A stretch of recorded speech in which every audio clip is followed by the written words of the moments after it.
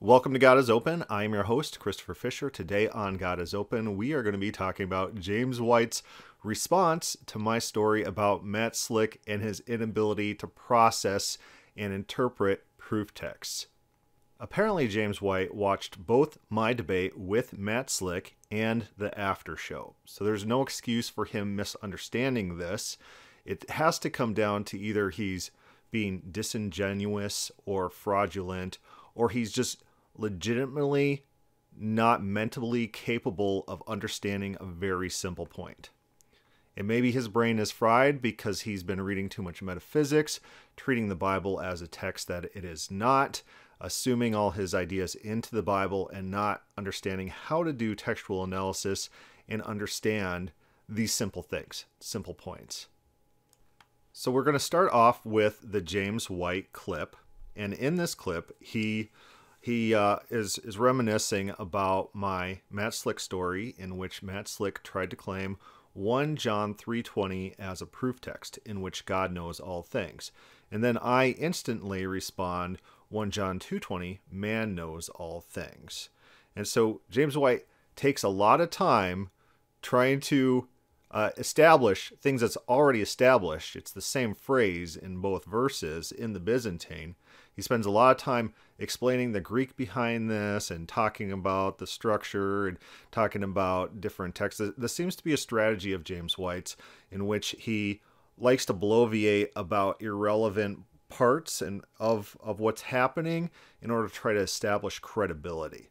This is not to be seen as some sort of legitimately truth-finding activity. He's bloviating to try to increase his own credentials, make himself look better, look like a scholar. These are things that have been established. They were established in my story. They're non-controversial. Those are facts. And he's just repeating it in elongated form. And he does spend a lot of time talking about it, just a little too much for my taste.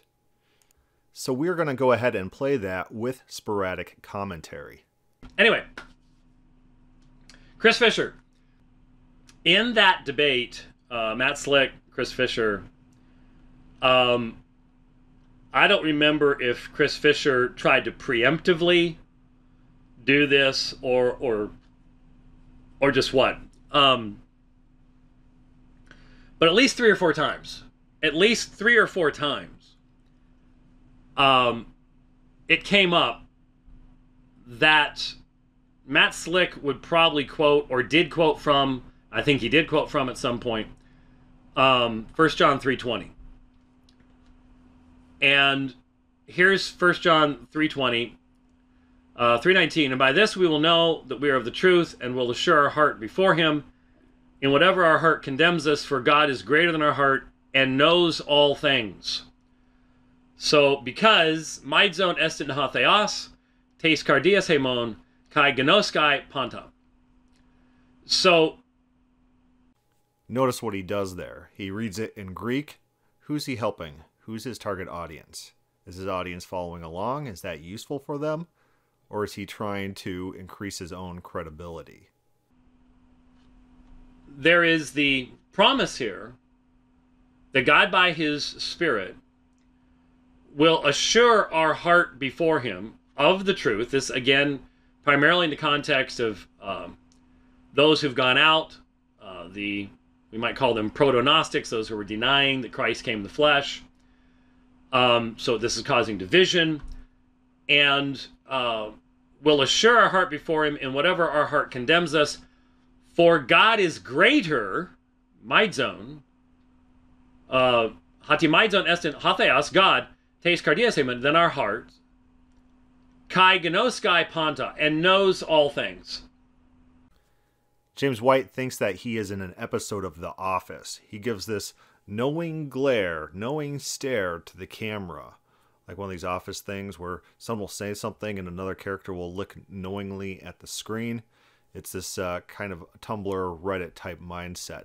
But he also does another thing. He reads it in Greek again, and then he assumes that the context supports some sort of reading that he's importing onto this. And you see him put an emphasis on the word greater. God is greater than our hearts. And I think in his mind, this plays into one of his coming up points, one of his next points, in which he claims that I say that man has omniscience. He fundamentally doesn't understand my point. Now, you can say, contextually, is this meant to be an overarching theological statement that God knows all things? Or is this a statement that assumes that that's already a given from the Old Testament text, from the teachings of the prophets, from the teachings of Jesus, and hence is being stated that God knows the truth, and God can assure our hearts he's greater than our heart in whatever condemns us, because God knows all things. He knows our hearts, but he knows the truth. God knows all things. Is that what's being said there? So James White does some contextual analysis. What is the immediate context? What is being said? And then what possibly can this phrase mean? And that's what we should do. But what I didn't hear James White state is that anything in context suggests anything close to the type of omniscience that Matt Slick was using this as a proof text to prove. Remember, the Calvinist has a type of omniscience that is ungenerated, it's eternal, it is innate, it is unfalsifiable, it is non-discursive, it is perfectly simple and identical to God. I established this in the debate. That's the type of omniscience that Matt Slick believes in. That's the type of omniscience that he was using this verse as a proof text to prove. James White said it himself that maybe this is a statement that's drawing on other passages. If it's a statement that's drawing on other passages, turn to those passages and make your point. This is not your proof text if that is the case. There's nothing about this proof text that means your specific idea of omniscience relative to any other view of omniscience. Maybe the view of dynamic omniscience. Maybe the view of watching the entire world as things unfold. God knowing generally everything that's happening. Opposed to even just a general, non-specific, non-particular omniscience of all events on earth. There's not anything in context to distinguish one from the other. Yeah, it's about hearts. God can peer into the hearts of these individuals in some fashion. How? The text is not specific. Is it through testing, as we see throughout the Bible? Maybe. Contextually, maybe. Is it through peering into a blueprint of the heart because our hearts are instantly knowable by God who has access to the machinations of our biology? Maybe, but the context does not tell us. This is not a proof text, and this is a proof text that Matt Slick was using for his views. If your proof text doesn't say the thing that you're claiming, it is not a proof text. Again, Calvinists do not have proof texts, they have talking points. None of their verses prove the things that they're claiming. They always have to turn and say, oh, some other verse somewhere has this claim somewhere. And so it's okay for me to use this verse as my proof text because it's taught elsewhere. It's always this bait and switch type thing. And James White is doing it right here. He's saying maybe it's these other verses that are telling us what this verse means. Yeah, then use those verses. Those verses should be your proof text, not this one. There's nothing contextually that means anything close to what you claim this means, and this is your proof text. It's not a proof text. Or is there something in the text? Could you argue that, well, it's only saying that God knows...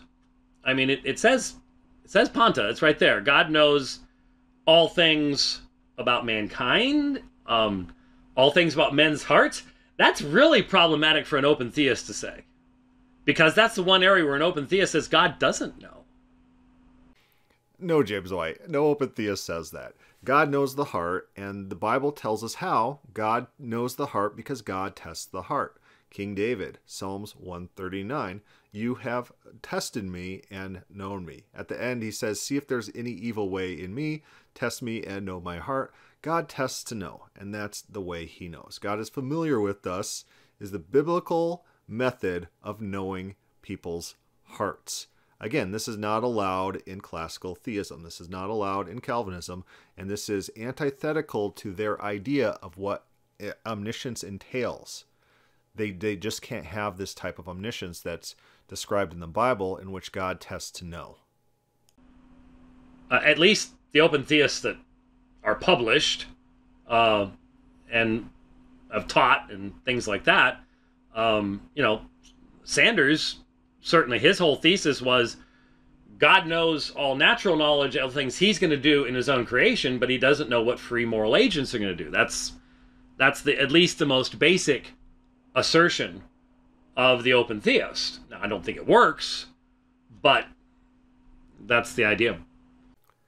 Now, I got criticized after the debate about me be obfuscating, is what the claim was, when Matt Slick was talking about what knowledge is, and I insisted that me and him know the future, because I was pointing out that that's the normal definition of knowledge. What happens is that open theists, like John Piper, they adopt the Calvinist metaphysical notion of what knowledge is, which is not the practical notion. This is not what people are familiar with. This is not how people use these words. And then what happens is James White is able to come in and make these claims and criticize open theism for stating that God can't know certain things about people's free actions, but it's not the normal definition of knowledge. And so it's kind of a non-central fallacy being used, and open theists open themselves up to this type of criticism by not pointing out how they are using language incorrectly in order to claim these things, that God doesn't know the future. Yeah, God knows the future in the Bible. I know the future. I've predicted the future accurately hundreds of times, even on this program, even on air. It's not hard to know the future. And so what they want is a specific type of knowledge. So make them state and define the type of knowledge that they want to deal with, and say that's not knowledge, that's Platonistic fatalism. That's just not how people use the word knowledge. That's not what they mean by it. So find a different word. So the response that Fisher gave was to pop up to 1 John 2:20. And he tells this story. He told the story, I think he told the story in the debate, and I know he told it more fully in the after program thing, where I guess there was some communication or something. I think it was with the Will Kinney guy. I don't know. I don't remember what the context was. Anyway. All right, so now is a good time to actually go over that context. So roll clip. One thing Matt Slick also did in that debate was proof text trumping. All right, so story time. I was at this debate, and I talked to Matt Slick after the debate, the Will Duffy debate. We're talking about Exodus 32 or some such text, and Matt Slick retorted, God is omniscient and knows all past, present, and future. 1 John 3:20, God is greater than our heart and knows all things. I said, yeah, and man does too. 1 John 2:20, just one chapter earlier, but you have an anointing from the Holy One and you know all things. Matt Slick, his eyes went wild as he read my verse. His laptop was on stage, so he jumps up from our location. He runs to the stage and he starts typing furiously. He's like, it's not in this version. It's not in this one. I said, yeah, it's in the Byzantine text. He kept typing. It's not in this one. It's not in this one. Thought, oh no, this guy's looking at English versions. This man doesn't know what the Byzantine text is. Okay, so the next day, Matt Slick tells the crowd that he could give them a personal Bible study on 1 John 2:20. Yeah, it's in the video. It's on video. It's something he had Googled the previous night. So here's the point. 1, if Matt Slick offers to teach you anything, that means he Googled it last night. 2, it's not as if the majority of Greek-speaking Christians throughout history thought that mankind was omniscient. The phrase that Matt Slick wanted to mean his very idiosyncratic theology is just not magically imbued with what he claims. You'll find that almost all of Matt Slick's proof texts are half verses without contextual analysis, where the same phrases are used about man elsewhere in the Bible. God's understanding is infinite. So is the amount of grain that Joseph collected. God inhabits eternity. Mankind inhabits eternity. God is perfect. Job, Noah, and normal people are perfect. Believers know all things. They understand all things. They're filled with all knowledge. They know all things perfectly from the beginning. King David knows all the things on the earth. The writer of Ecclesiastes has seen all the works under the sun. No secret can be hidden from the Prince of Tyre. Paul was even foreknown by the Jews from the beginning.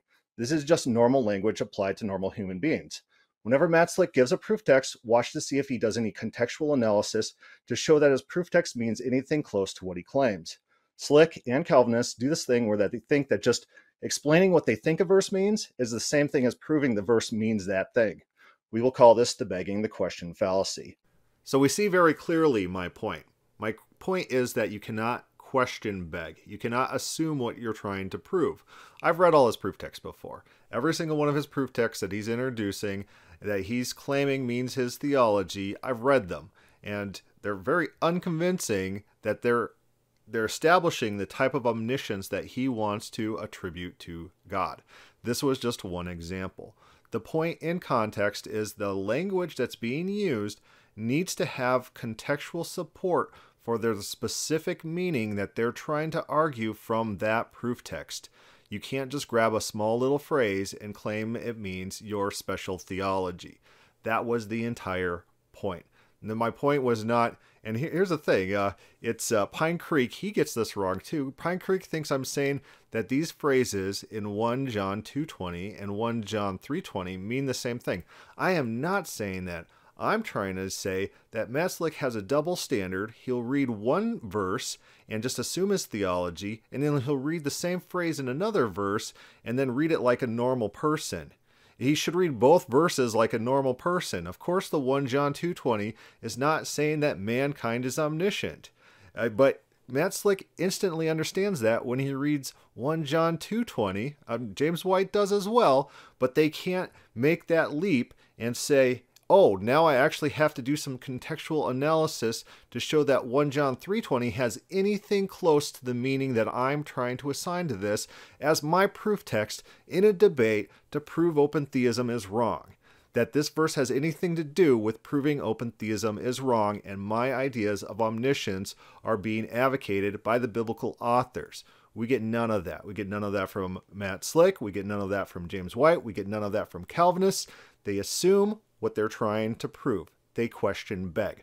Their entire philosophy, their theological system, it's a cult system, and so they're taught to have these talking points, to point to these half verses out of context, and then claim it means their mystical theology. Those verses don't. You turn to those verses, you read the context. The Calvinist doesn't know the context. As we've established, it's funny when people are quoting Balaam and I ask them, who are you quoting? Who's talking in context? I, the Lord, or God is not a man that he should repent or change his mind. I say, who's talking? They don't know. They don't know the context of their own proof text. They've never stopped to consider what their proof text is trying to say in context. There's no analysis. They have talking points. They don't have proof text. None of their proof texts have anywhere close to what they're trying to claim, to the extent they're trying to extend those proof texts to mean their theology. It's just not there. And that is the point. You have to actually prove what you claim. You can't just question beg. And that's the entire point. The context of this, no question begging. And what does James White do? He sits there and hems and haws and says, I can't believe Chris Fisher said mankind's omniscient all these times. It's not what I'm saying. You don't understand the point. You're misrepresenting me. Is this on purpose, or are you have that warped of a mind? Is your mind that far gone where you can't analyze the Bible like a rational person anymore? You're past that point. You're past the point of no return where you just treat the Bible as your specific metaphysical text and you can't analyze it. You no longer have that capability. Where Chris Fisher had said to Matt Slick, well, 1 John 2:20 says mankind knows all things. And Matt had gone to, he looks it up in the Bible, and it says, but you have an anointing from the Holy One, and you all know. It says it doesn't know all things. As well, it's the Byzantine reading. And he says that Matt kept looking in English translations, not knowing that, the Byzantine reading is different than the critical text reading or whatever else it might be.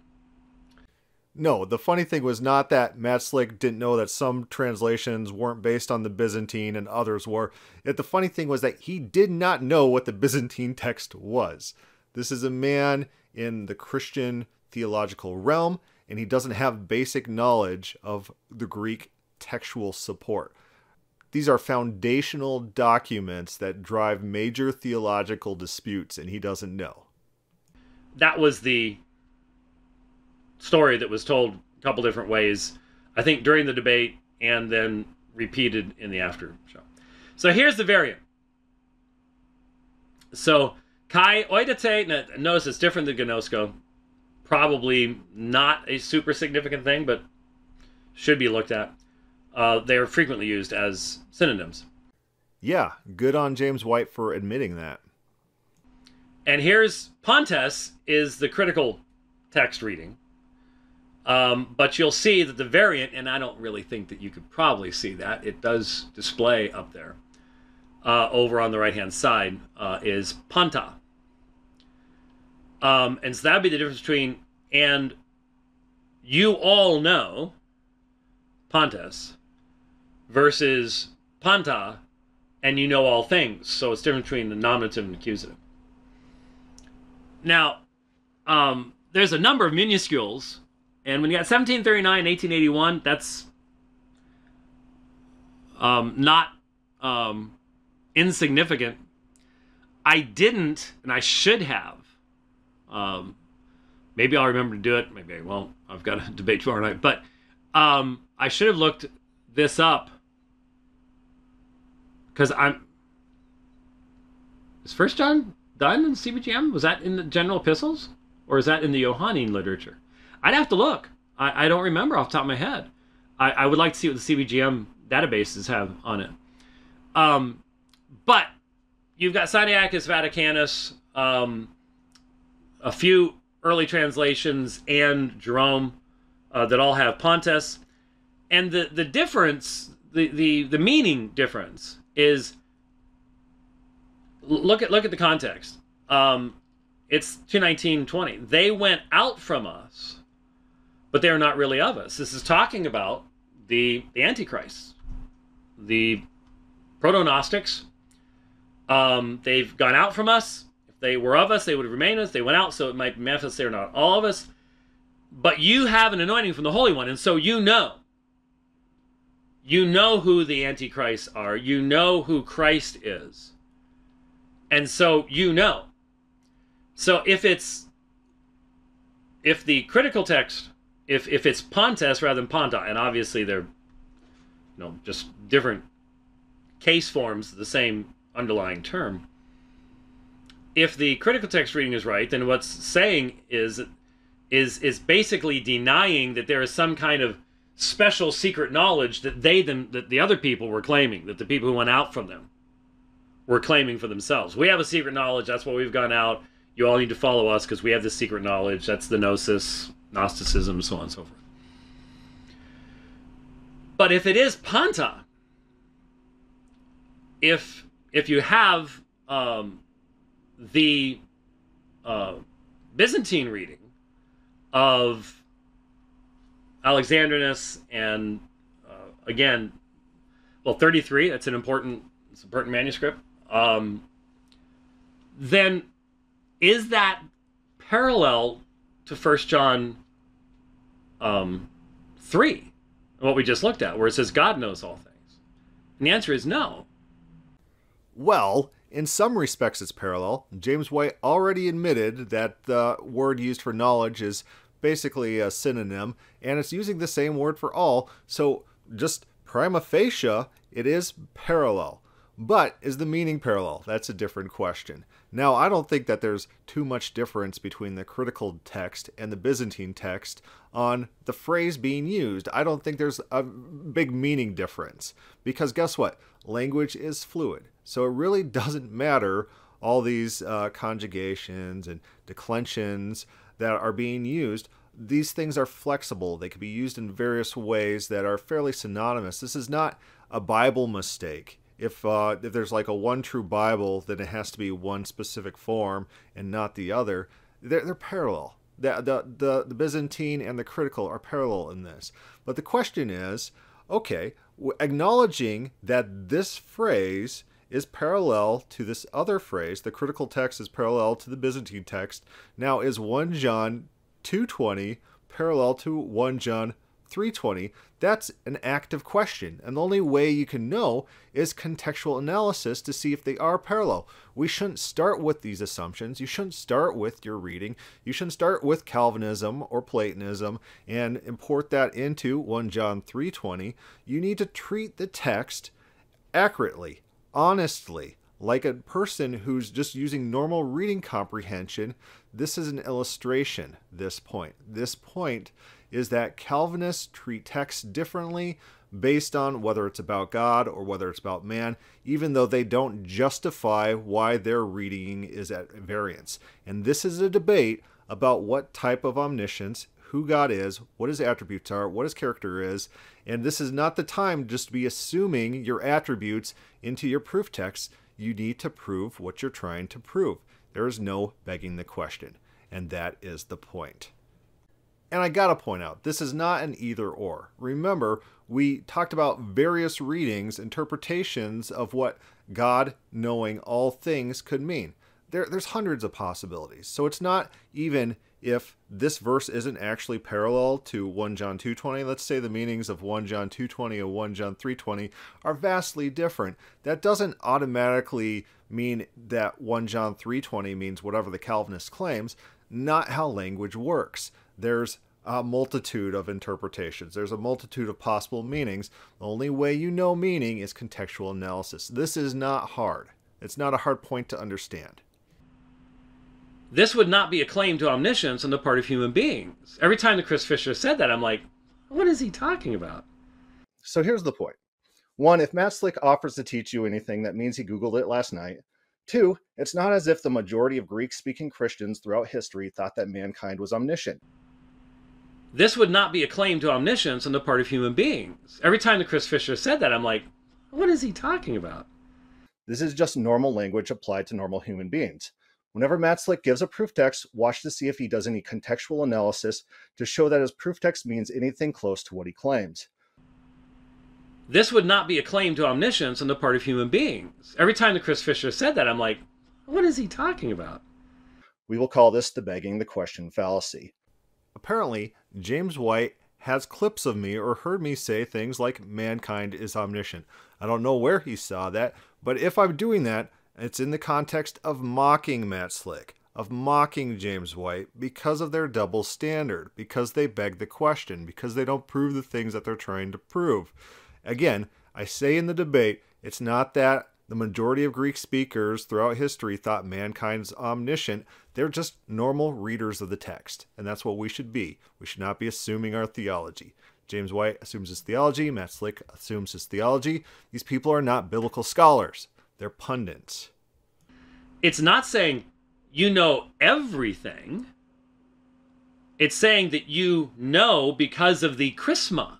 And he kept saying, well, you have to argue contextually. Okay, contextually, you have a charisma from tu hagiou, from the Holy One.